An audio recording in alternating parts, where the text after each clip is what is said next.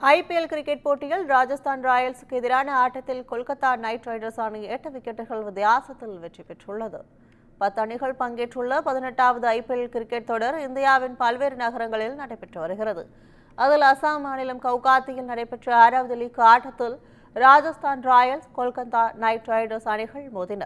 இதில் டாஸ் வென்ற கொல்கத்தா முதலில் பந்து வீச்சை தேர்வு செய்தது. இதையடுத்து களமிறங்கிய ராஜஸ்தான் 20 ஓவர்கள் முடிவில் 9 விக்கெட்டுகள் இழப்பிற்கு 151 ரன்கள் எடுத்தது.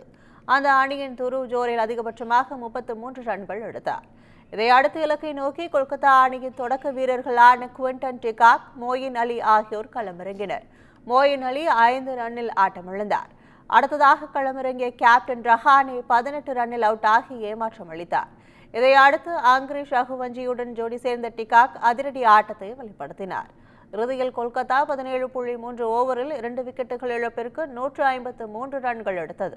இதன் மூலம் ராஜஸ்தான் ராயல்ஸை 8 விக்கெட்டுகள் வித்தியாசத்தில் வீழ்த்தி கொல்கத்தா நைட் ரைடர்ஸ் அபார வெற்றி பெற்றது.